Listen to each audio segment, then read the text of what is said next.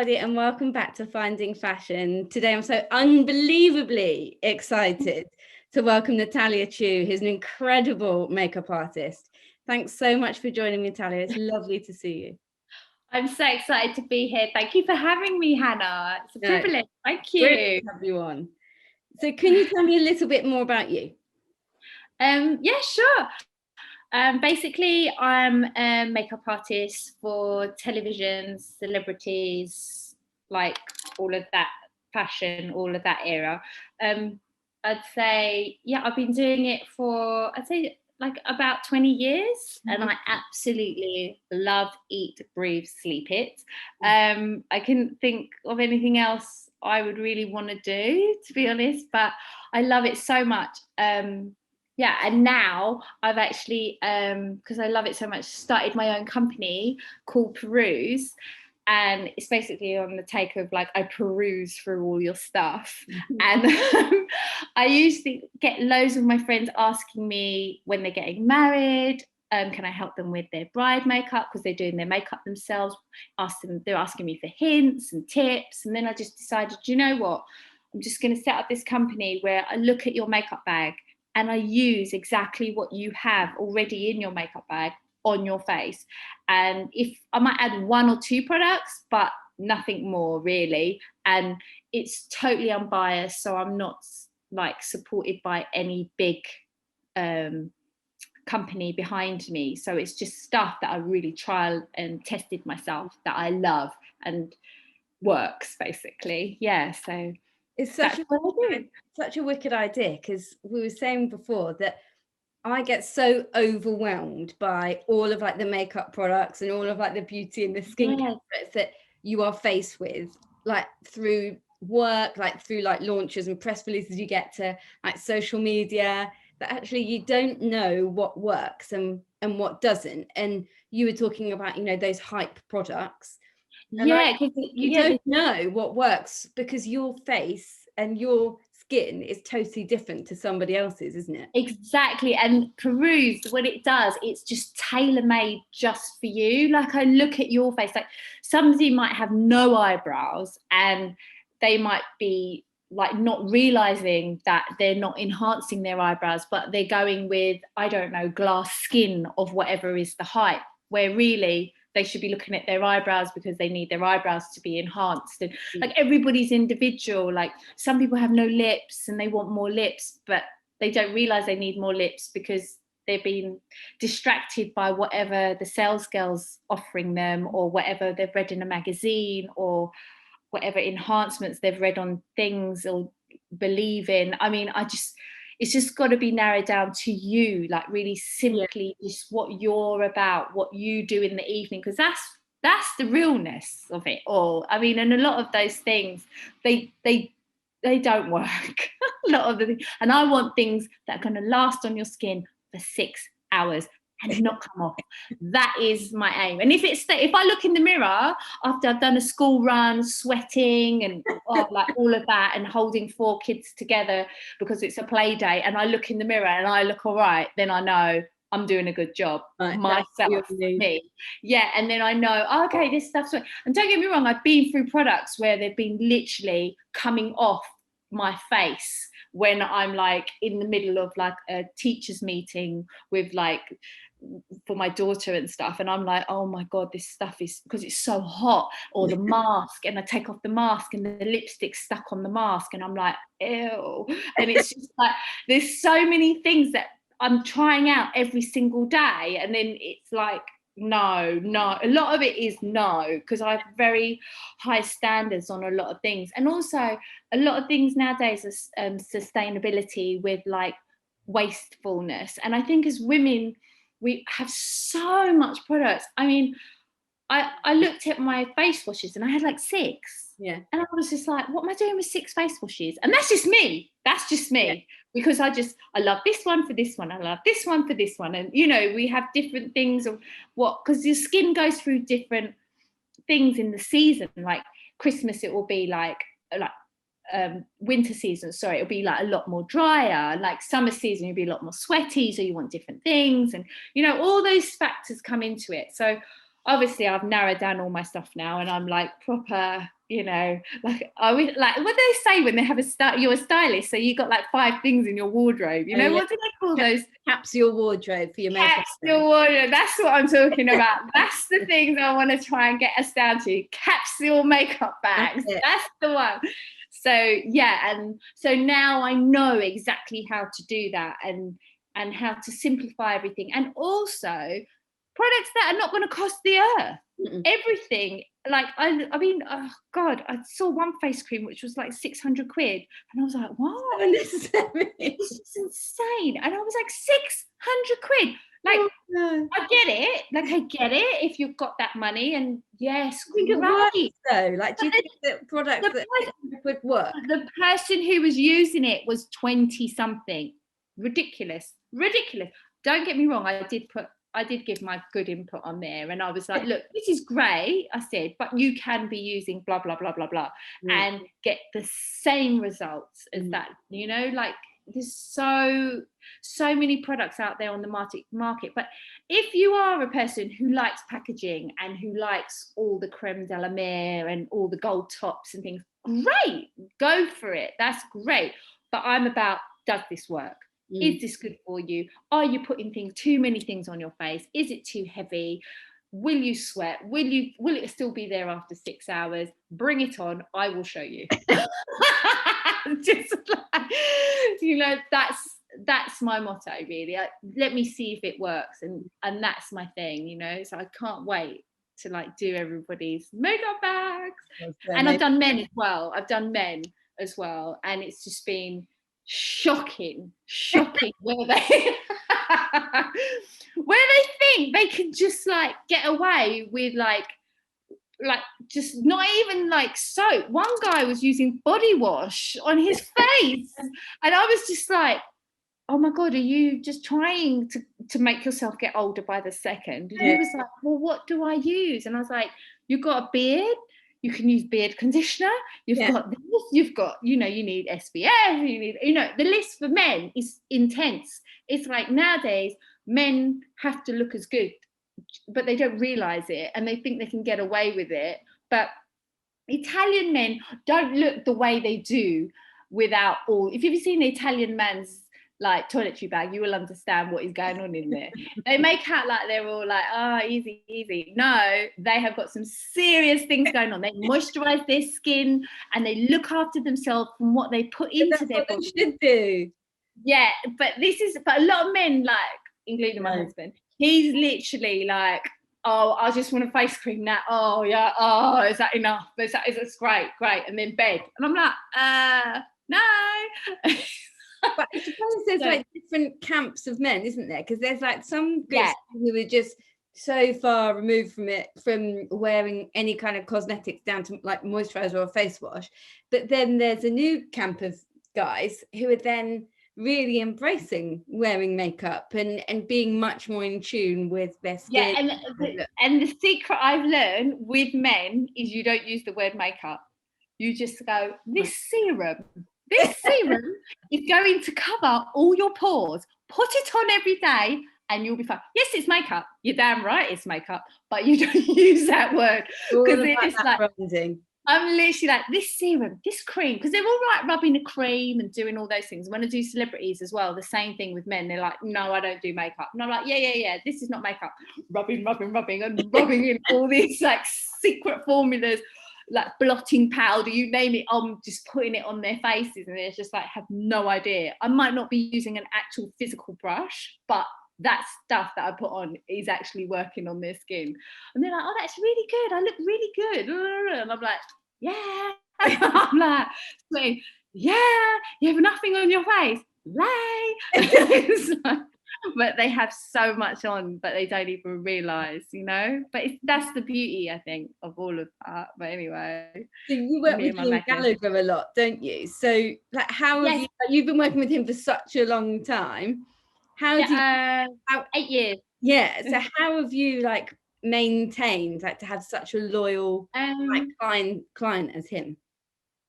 I think being very private, and also like my Instagram page is private.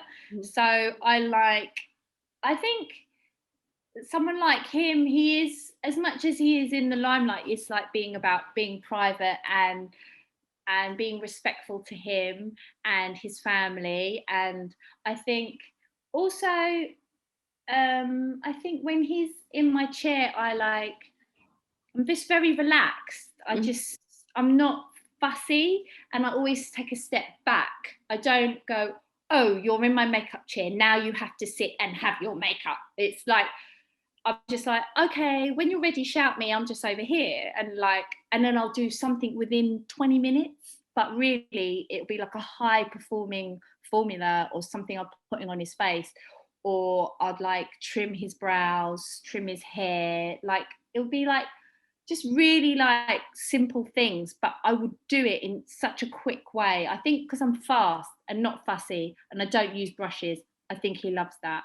And also I keep people away in the sense of, even on shoots, like people still come forward and you'll be so surprised, like asking for autographs, and I keep them all at like, I'm like, could you just hold on a bit and I'm really like diplomatic on the shoot and really like nice to everybody, but just pushing them away slightly, giving him space. I think giving him space, and I think that's why. And also, I'm not into his music. I must be the only one.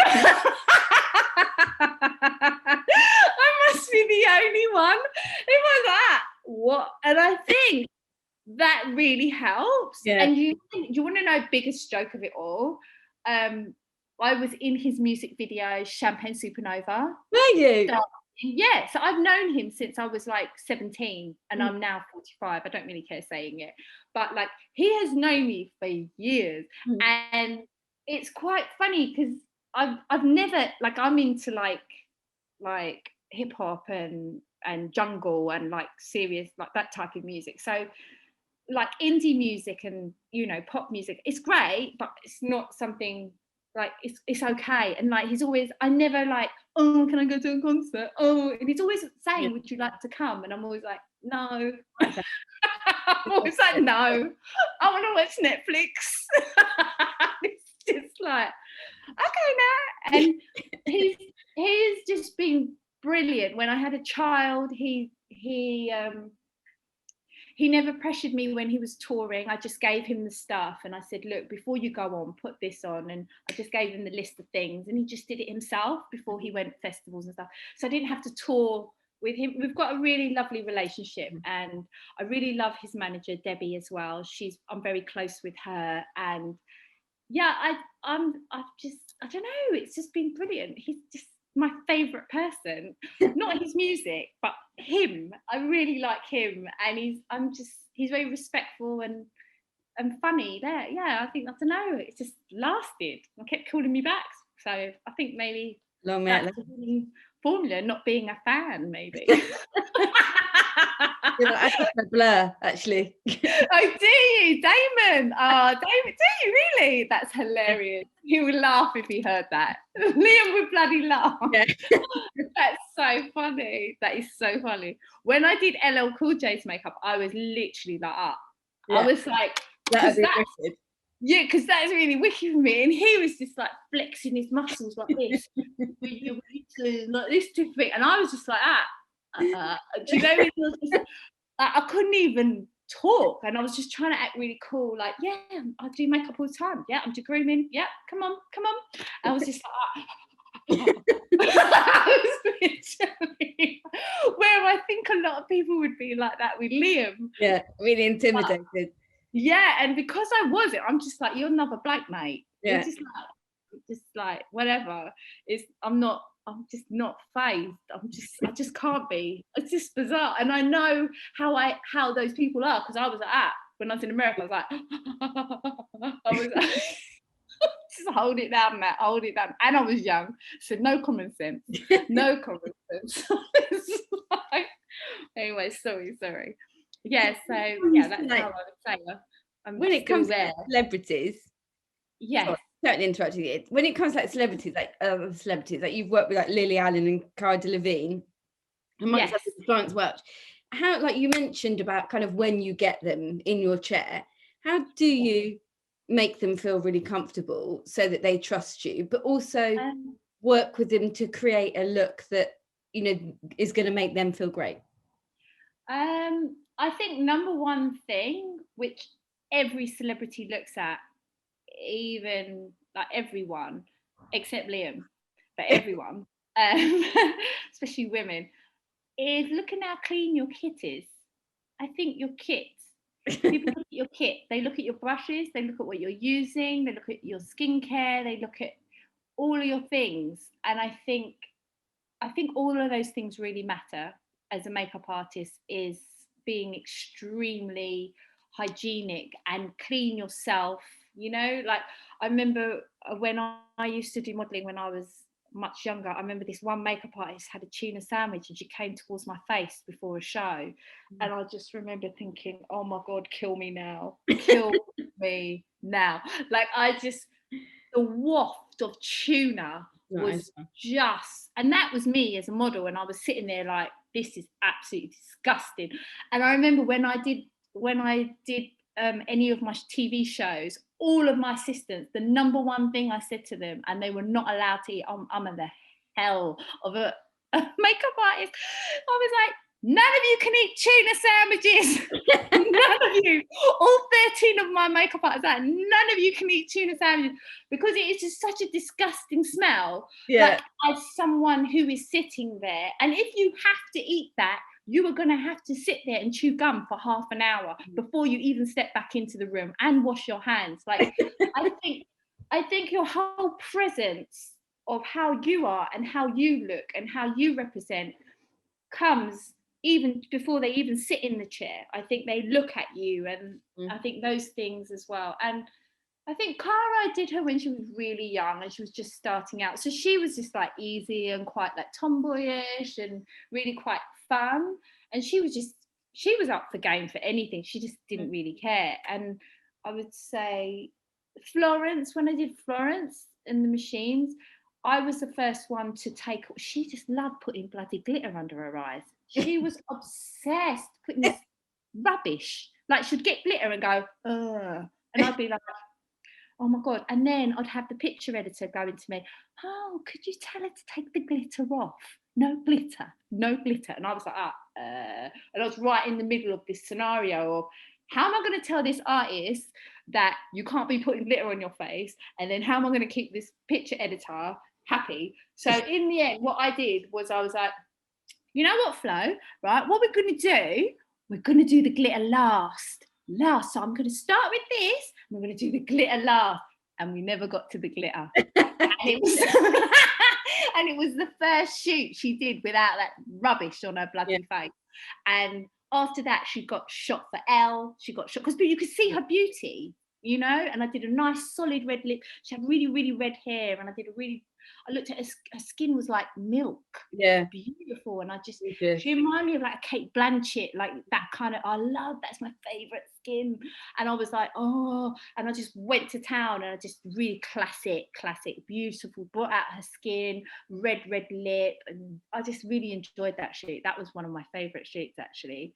Yeah. And I think just being you and analysing the situation of what's going on, I think being like a mediator almost in between a whole lot of people. Don't realise it's not just you and the celebrity, it's you, it's the picture editor, it's a photographer, it's, you know, the fashion stylist, it's everybody, like it's a whole crew, and it's like working as a team and being able to speak your mind and being honest. Like, a lot of people on shoots are like, oh, I don't want to tell the stylist because that's hanging off like that. And I'm just like, I pull the stylist aside and I'm like, look, you know what, sweetheart, that's falling off over there. Or I'll help them and they will help me. And they'll be like, look, he's sweating over there. And I'll be like, oh, bollocks. And I'll go and do that quickly kind of vibe. And yeah, it's a bit of all of that, really. It's working as a team that makes a great makeup artist. In my books, it's not about me. It's about what you're doing. And I think that's the number one thing of being a makeup artist, and that's what I love, is working as a team. Yeah, that's what when you are like on a shoot, say for instance, because you've done like Vogue, LGQ, like Glamour, I was stalking your LinkedIn, so I know we've worked together in the past anyway. But when you are kind of coming up with ideas for makeup looks, how do you kind of work with like other members of the team, like say for instance the fashion director, to kind of come up with a look that you think is gonna work well for kind of the person, whether that's a model or a celebrity, and work well with the clothes and the theme of the shoot? I think the secret of that is natural. The secret of that, unless you're working with like a magazine that's really art, like Dazed and Confused or Love, or one of those high end fashion. If you're going for that, then it'll be like all like Katie Grand and people like that you'll be working with, who actually tell you, we need this, what are your ideas for this, and then you present them.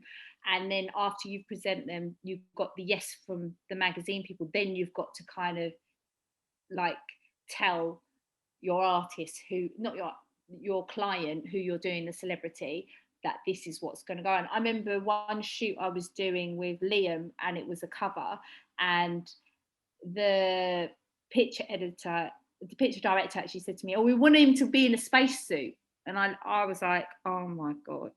And I was, I was literally like, oh my God, he's not going to put on a helmet. He's just not going to put on a helmet. And I'm in my head, I'm like, he's just not going to do this. He's not going to do this.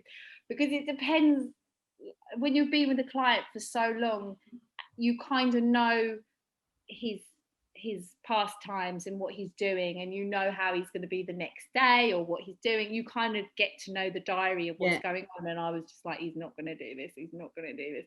And then he came in and I went, you're not going to believe it. And I just thought, I'm just going to say it, because the director said to me, don't say anything, I want to tell him. And I was like, yeah, of course.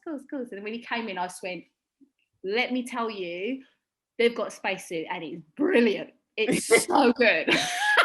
I was literally like, I said, I don't know if it's going to fit you, but that helmet is amazing. I go, Liam, if you put that on, that's going to be slam. It's going to be crazy. And he was just like, what? Helmet? What? And then he was like, and then when the picture director came in and said it, he was really happy and content that he knew this already. And so when the picture editor went, so well Liam, we've got like this helmet, and then he was just like, yeah, and he was like, what? And then and he put it on, and then the shot was the actual fucking him in the helmet, and I was just like, well, okay, now we did it. Like, but he would never bloody put the helmet on if the picture editor came up to him, like someone you don't even know, and just go, yeah, we've got this idea, we want to put this helmet on you. Like, it's a team, and it's like, you kind of weigh up who and what you're going to do, I think. And I think when I worked on X Factor, there was a lot of that. There was like 4 directors on the whole show, and they were the ones just like keeping 4 directors happy. Someone would say, oh no, she looks really old with the dark lipstick, and then another one be like, oh yeah, but I quite like the gothic look, and then the other one be, and I was just like, I'm going to kill you all. Whoa. Like, it's just bloody lipstick, it's a baby wipe away, but it was literally life or death on that show. That's how they made it out to be, and I was just like, give me strength. But like, how did you cope with it, like being, because you obviously, when you're a reviewer of like the X Factor and shows like that, it obviously like looks really glamorous, but you don't, and they give you like snapshots of kind of behind the scenes, but what's it really like behind the scenes? One word: hell. Hell.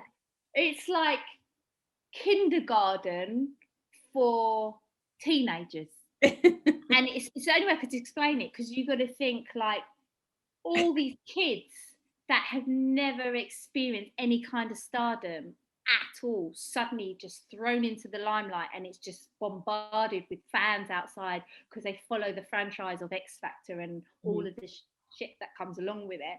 It's like they get so overwhelmed with it all, and just doing that show was like, I felt like a mum, a sister, a brother, a dad, a security guard, makeup artist. Oh yeah, don't forget I'm a makeup artist as well, by the way.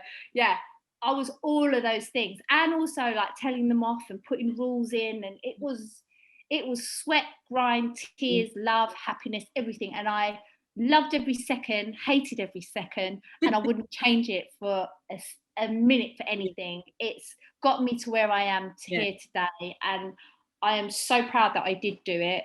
I think my most memorable occasion on that show was Little Mix, when it was Halloween, and I remember sitting at the director's table, and the stylist was there, the makeup artist, and all the directors were there, and they all looked at me, and I just went, yeah, Halloween's rubbish on X Factor, just rubbish. I'm Strictly just literally pisses all over it. And they were like, and I was like, yeah, it's rubbish. Like, what? There's nothing there. I said, people who turn up to my door look scarier. And they were all like, oh.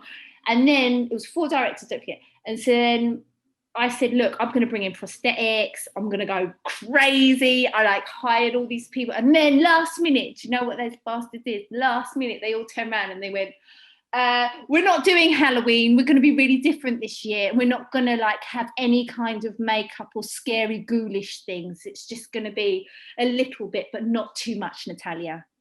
I was like, fucking hell. I was literally like, no. And what I did, I got Little Mix, and I had this idea where I wanted to make them like scary dolls. Mm-hmm. They were supposed to be dolls, just normal, pretty doll makeup. And I thought, bollocks to that. I'm going to go all in. And so I drew like this mask where it looked like it had been stapled onto their face. If you Google it, you'll see. And it was like this, it looked like skin had been stretched, but it was really beautiful, but really underneath something ghoulish. And I loved it. And then I said to them, because we have to do rehearsal, and I thought, you know what, you guys are going to have to hide in here for 2 hours and not go out, because if any of those directors see you, they're going to wipe it off, and this shit ain't going to be shown. And they were like, yeah, we love it, Nat, we love it. All Jessie, we love it. And I was just like, great. Hid them for 2 hours in my makeup room with this ghoulish blood clot makeup. I was just like, oh my God. And then they went out, and there was big ruckus on the rehearsal, on the run through of X Factor. Big ruckus. 2 of them were like, this can't go showing, this is not right. And then the other 2 were like, no, it's brilliant, we love it. Anyway, long story short, it stayed. And what was it? It was the best thing that hit that screen. I was so proud. What an achievement. So yeah, I'm really like, that was my moment of pure happiness, of sneakiness that I had to do. But I loved it, and it really, really paid off. Really did. Yeah. So yeah, I really enjoyed that. When it comes to kind of, obviously you do like editorial shoots, you do red carpet, you do like stage shows, like celebrity. Yes. How do you kind of switch up your skills so that you're really good at doing all of those things? I would say doing good at all of those things. I would say the number thing is makeup that lasts, and knowing your products. A lot of people can do makeup. Everyone can do makeup, and it's a beautiful thing, and I love it. And I think more and more people should be expressing themselves, and they are, and you can see that on YouTube. But the difference is when you do a photo shoot or you do a red carpet and you do stage, 99% of the time the person is nervous, sweating, is like that stuff's got to stay. And when you do, your body heat goes up because you're excited or whatever, the nerves come on, your body starts absorbing whatever's on your face. It's just natural because your pores are opening up. You know, when you go to the gym and you're like, and you look in the mirror and you've got all this sweat running down your face. It's kind of the same thing for every celebrity, which is in front of a camera, red carpet, TV, all of those things. And my job is knowing my skin products, not even makeup, skin products, that is going to keep that shit under so that the top makeup looks tight. And that's what I think is my thing, where I think I do on all of them, is that knowing your skin products and making it like really think. Like I don't know if you remember an artist called Estelle. She sang American Boy. Yeah, and she was literally like, oh, no one can keep this sweat off me now, no one. And I was like, yeah, let's try me. And I was like this, and then she goes, listen, it's just gonna go, it's just not worth it. She said, she was doing a live performance, and she was like, just don't bother, because it's just all gonna come off. And I went, trust me on this one, sweetheart, it's not coming off. and I put this stuff on her face, and I swear to you, it stayed. And she went, "What did you use?" And What did you use? all here was wet. Like, you know, where she had sweated from being on stage, and it was wet. And here was tight. It didn't even move. And I was like, yes, one time. I was like so proud. That for me is like, yes, go. I'm happy. Like, that didn't move. It didn't sink. It didn't melt. It didn't, you know? So that, I think, is what is a consistent thing, is makeup that's going to stay on your face. That's my number one love, I think. And that's why I do it. Yeah, that's with me, because even with me, like, I'm not obviously on stage or anything, obviously. Yeah. But, you know, I think that I find it really hard to get makeup to stay on my face, like if I go out or whatever. So what's your like top product then to make it stay on?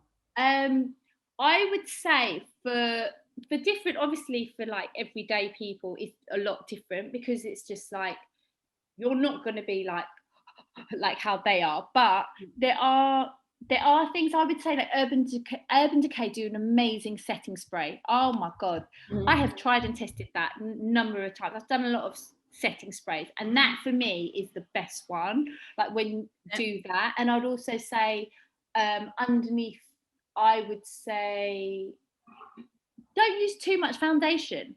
You use a lot of foundation, and I feel like after a couple of hours your skin turns grey. And people don't really realise that. I think that's another thing which I'm very light-handed on, is foundation. Unless they're really old and they really, really need it, like, I will use it. But very, very sheer coverage. I'd say sheer coverage. And the younger you are, like, if you're under 40, I'll just go clear, like literally, and then your stuff will stay. The more stuff you put on, the more heavier you've got to have a barrier underneath to hold all of it tight. I think that's what you have to. And I think Urban Decay do brilliant primers, eye primers as well. I used a lot of them on X Factor, Urban Decay. All their eye primers are amazing. You put an eyeshadow, it didn't even crease. I was like, oh my god, this is a hero product for me. I was just like dying. I mean, it's really great. I don't know why they're so good. They were really, really good.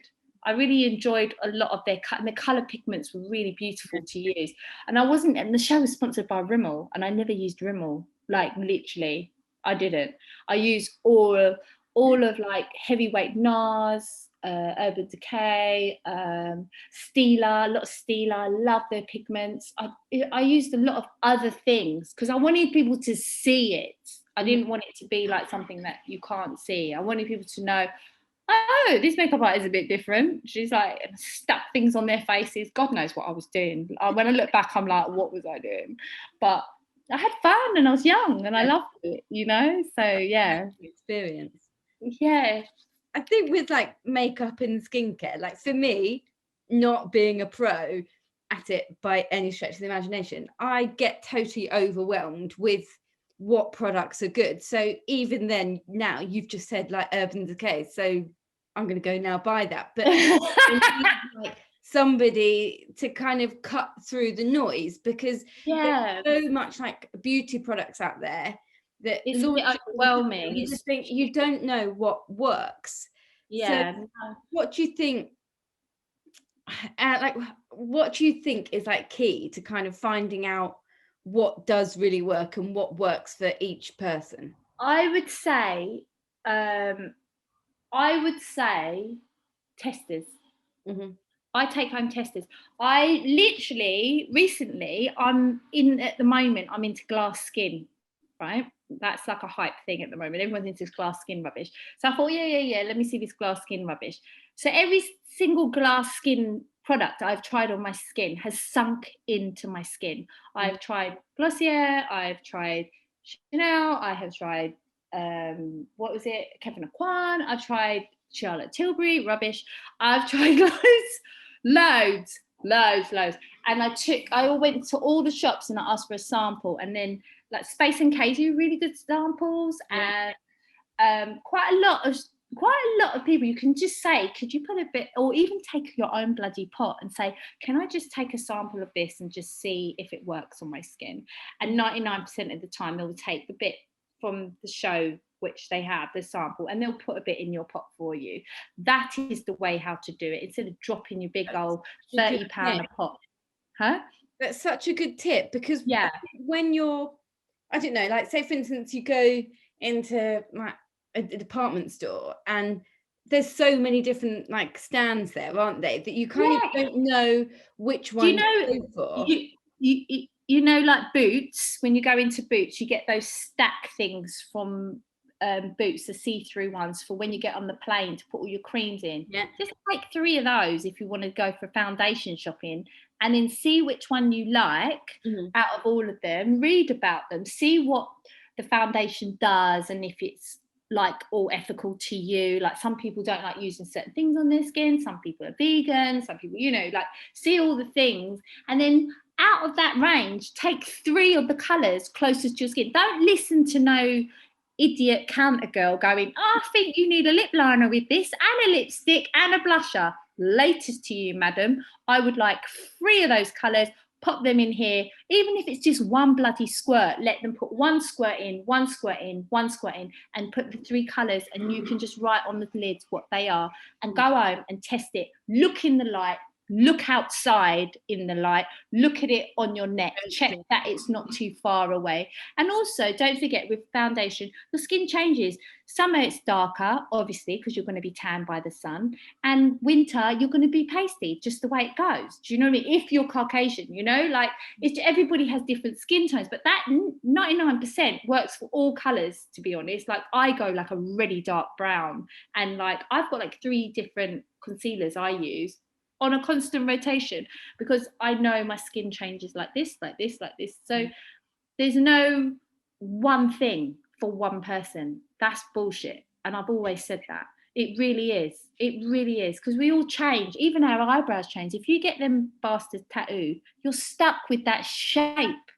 Your eyebrows change shape with your face as you age, and when you're like on your period, your face changes shape. You're like swollen, and then suddenly you want, oh, maybe I want to make my eyebrows more flatter, or maybe today I want to make them more that way.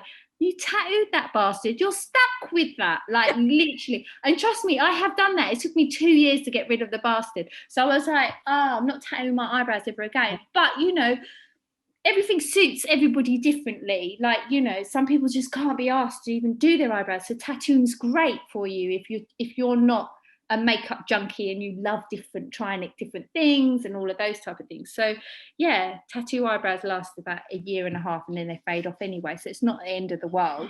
But yeah, it's just so many things. I can't literally love it. I love it.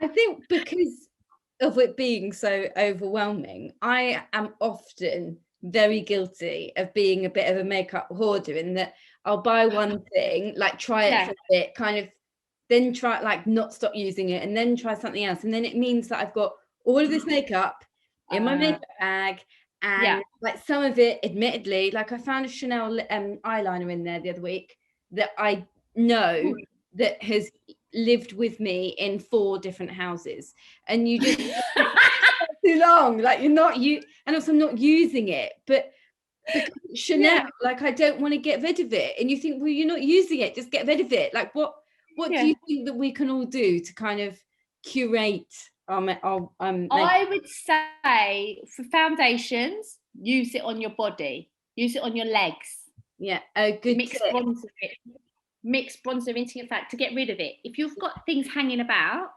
foundation really should be changed, I'd say every 6 months tops. If it's been in there over that, get rid of that, because that's scary. I'd say mascara tops is 3 months. Get rid of, because the thing is they collect bacteria.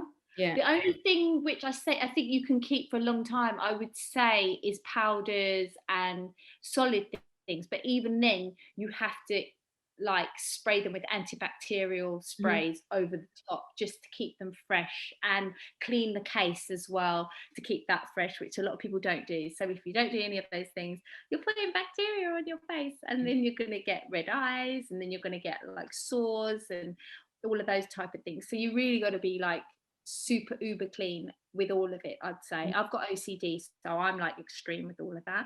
But I would say if you've bought a load of products which are not out of date and which are doing all of those things. I personally think you should use them and be a bit more experimental. What colour is that eyeliner you've got? What colour is it? Blue or something? It's just a black one, but I don't think it's that good. I don't think you don't. good. No. Yeah, Chanel liners, they're quite hard, aren't they? It's quite harsh. Yeah, it's quite a harsh one. I would say, to be honest with you, I would use it. I would melt it with a lighter. You know, a lighter. Yeah. If you melt the tip of it, it makes it like gooey, like really, really waxy and really. Then it's easy to use. Yeah, and then you just use it just use it with your brush, or just rinse it out, just melt it, and then it just turns into something else. Or you could, I would say, you could even add shimmer onto it, like melt it and then add shimmer into it, like a highlighter, even like a silvery highlighter or silver eyeshadow. Put a little bit, melt it, and then do it on a little plate and mix it, and then use it as an eyeliner. That would look amazing. There's lots of things you could do. I wouldn't say don't use it. Definitely use it, but you need to be careful not to be too the pencil sharp. The pencil end needs not to be too sharp. It needs to be blunt.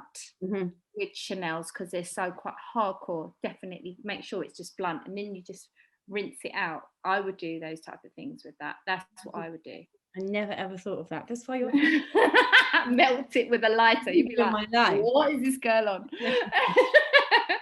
It just makes it warm. When anything you warm up just turns beautiful and soft, and you can just play with it. It's just, that's the beauty of. That is what I'm gonna do. Makeup, yeah, I love doing all kinds of nonsense with things. Honestly, I use lipstick for blusher, eyeshadows. I use everything for everything. Yeah. I remember they were all like, "What is this girl on?" I was like, "Looks fine, it's fine. We have glossy lids," and it was like gloss, and I was like putting it on and chucking them out on stage. It's like insane. I love doing it. Nothing just because it says lips or just because it's eyes. If you've got the right primers on underneath your skin, protecting your skin, you can use what the hell you like on your face. There's not like, people use prick stick on their face for their eyebrows and stuff. Do you know what I mean? Like, people are crazy. So I'm just saying, don't be scared. That's all I mean. Just go for it. So there's, huge conversation around sustainability at the moment. And as you were just saying then, there's, a lot of kind of makeup brands are taking the approach where you can use one product to do lots of different things. Yeah. Like this Trini London, for example, is a really good example. She has her little stackable pots, and she'll say, right, I use this pot for my eyebrow, my eyelids, my cheeks. I use it for my lips as well. How do you think, kind of as consumers and beauty buyers, we can kind of be more responsible in the way that we shop for kind of beauty and cosmetics? I would say doing testers, like I said, taking testers. And also, I would also say being more creative with what you already have, because 99% of women and their handbags with their makeup bags have got everything they need, to be honest. Like, you can even use lip pencil to use as your blusher, like if you know how. Like, you can mix your lip pencil in your hand with a bit of Vaseline and then rub it in, and then you've got blush. You don't need to go and buy like a blush, or everything. Makeup, which people get confused with, I think, that's where a lot of waste comes, is the packaging, and it's like, oh, this is my blush, and it's very 1950s to have the powder puff and to have the lipstick and the lipstick stand and all of those things. But now I think as we're getting like with our planet and everything is like coming to an end, I think people are being so much more careful. Example, like Trini and like all her makeup things, and a lot of other brands like Ruby and all of that, with all of her I don't know if you've seen it recently, she's got like a new what is it, a lip brush thing, which is all lip brushes in ones, and they're magnets, so you don't have like to waste 5 brushes and that's 5 bits of plastic or 5 bits of wood, or it's just literally these brushes that clink together, and that's all you need. You don't need anything more than those 5 brushes. And I think everything's getting trimmed down to small, fast, efficient things. And I think that is the better way forward, and less is definitely more. I know Charlotte Tilbury says more is better, but I'm saying less is better with all of those things. I genuinely believe that with my hand on my heart kind of vibe. Yeah, it's getting better, definitely getting better. And it's also with my company Peruse and all that, I think that's what I'm trying to do, is teach people that you don't need to buy into the hype of what is being sold to you in a magazine or online or, you know, on TV or wherever you sing, whatever.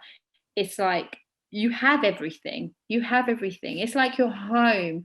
Like you either have the Lino Rosé sofa, or you'll have, like, I don't know, the IKEA sofa. It's a bloody sofa, but at the end of the day, you're not buying 20 sofas. Do you know what I mean? You're like, I'm buying this one sofa and this is going to last me for this many years, so I want it to be like that. And that's how I think people are slowly getting the approach of what they do with their life, and, you know, with recycling and with all of it, and for our planet. I think people are a lot more conscious nowadays to rein in what they're doing, you know. So yeah, I think it's happening, but very slowly, very slowly, I think it is.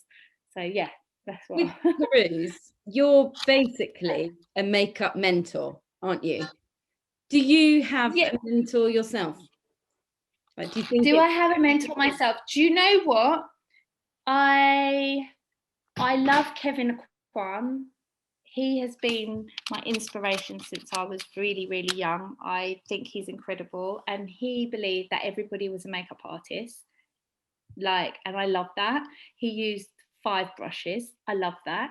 He's the first one to come up with a foundation, concealer, everything in one little bloody pot. He's just a genius in my head, and it's such a shame. He died in the 80s. He did everybody, all the greats, from everyone. He's from Cher to Naomi to everyone. He's just done everyone. He's incredible.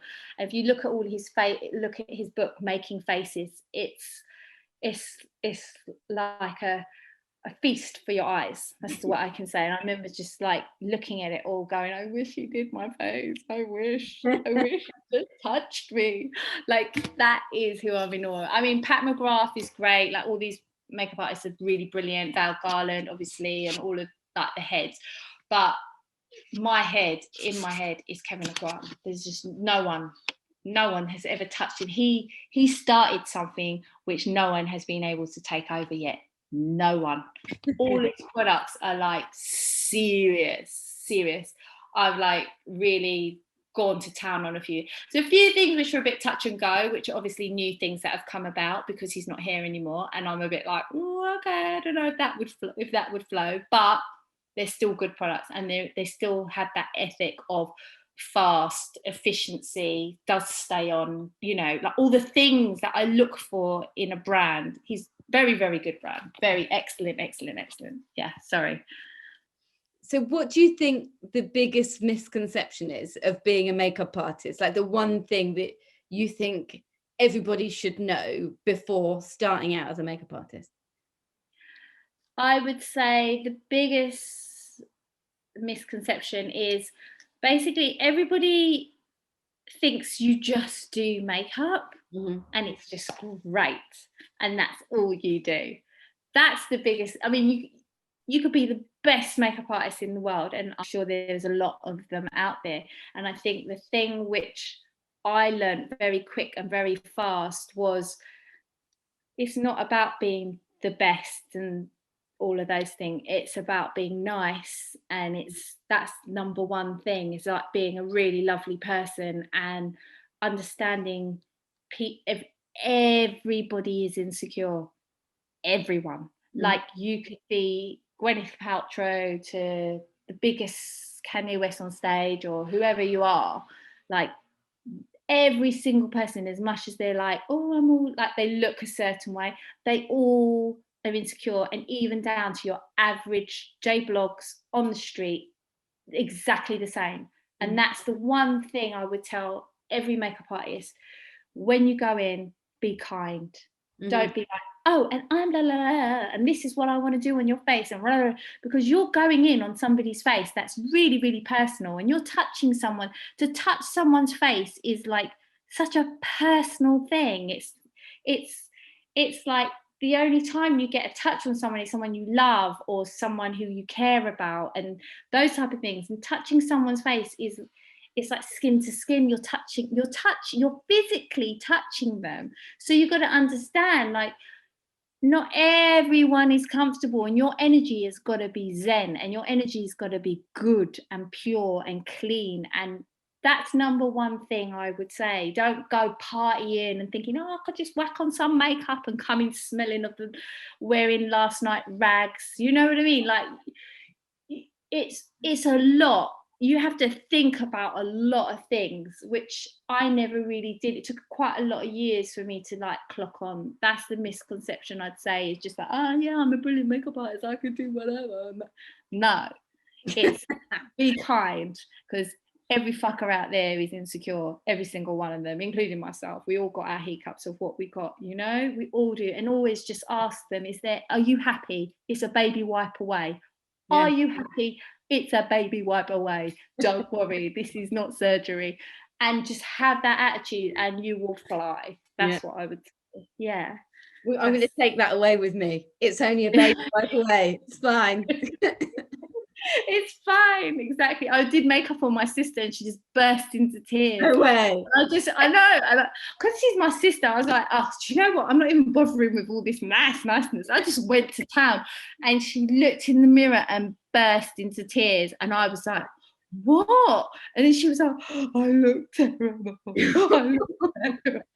You know, when they're crying and they can't talk, and they're stuttering, that's how much upset I did. And then I realized, oh my God, I'm such a bitch. What a bitch to my own fucking sister. I was like, I'm such a bitch. And I just thought, oh, nah. So then from that day, I was like, nah, you know what? You need to be a little bit kinder and just go, okay, how do you feel about your face? Like, and go in softly, not just to be like, I thought I did an amazing job. Like, she looks so good. Even to this day, I'm telling you, she looked good. That is blue eyeshadow, and it was like, it was just incredible. And she just must have looked at herself and thought, oh my God, I look like Mickey Mouse or something. You know, like, it was just too much for her, way too much, bless her. And she just cried, and I just remember thinking, I'm so horrible, like such a horrible person doing that. And I was like, it's a baby wipe away, I'll do it again. And I was like, because at the end of the day, you want to do your work, but you also want to make that person feel really happy. And really, the best makeup artist makes that person who you're doing the makeup on, you make that person feel like a queen. And if that person ain't feeling like a queen, even though you've done whatever, you could have done 4 hours makeup, doesn't matter. If that person doesn't feel that 100%, you're finished. That's it. Done. That's it, you know. But yeah. Same in, like, with fashion, isn't it? Like, you can swear blind that somebody's got the best legs in the world and the best bum, and you know, and put them in an outfit, and if they don't feel good, it doesn't matter how much you tell them. If they don't believe it and they don't feel comfortable, then you're wasting. You're not going nowhere with that. You're not going nowhere with that skirt. Nowhere. Literally. I mean, like, I've seen stylists sweating. I think my job is a lot easier in the sense I could just go like that, where you can't literally. I remember the stylist on X Factor, it was like she had to like sew trousers then and there on the machine, literally. And I just remember just thinking, oh, my job is just pull off an eyelash. My God, my girl was getting that sewing machine. Like, you know how long them sewing machine things take, you know, and all that 4 assistants were like doing the extras work, trying to get these trousers to look a certain way. Oh my God, stylist job, stylist, hands down. It's like seriously hard. I think all of these jobs are like crazy, like mad. We're in a mad industry. Why do we do it again? Why do we do it? What's for the future for you? Like, what's your next projects that you're going to be working on? You've got Peruse, but what else have you got doing? I think I might go back into TV, you know, like, I mean, my ultimate would be have my own show. I mean, that would be my ultimate. But to be honest, I would definitely love Peruse, obviously, to take off and be really successful, because I really do believe that everybody can like be sustainable and like help the planet and use what they have and be little artists themselves in their room, in their bedroom or in their house or in their bathrooms, wherever you do, in the office, in the toilet. Everyone is an artist, and I think I would like to get that across. And I think on TV, I think I could do that really, really well if I had the opportunity to. But yeah, I think maybe just do more shows. I think more TV shows, and keep plodding along and pushing ideas, hiding people in my makeup room before they're let out. I mean, I miss all my assistants. I had like 7 assistants, and I really miss them because I've had a baby, and like when you have a baby, you take a step back, obviously. But now I think she's a bit older, so I'm ready now to like push again and just have a bit more, get back with my girls or guys or whoever, you know, like I'm ready to just take on a new team. I think that's what I think I want to do, and just get out there a bit more. Yeah, that's what I want to do. Well, you've worked on so many amazing projects over your career, and it's been amazing to work with you, and so lovely to catch up. That I'm so excited for you with your Peruse and business and everything. Hannah, you're gorgeous. I love you. So nice to see you, and thank you so much for chatting to me. It's been brilliant. It's an absolute honour. Thank you for having me. Yeah, I'm the so pleasure's all mine. All right then. Well, thanks so much, and I'll see you soon. You too, my gorgeous.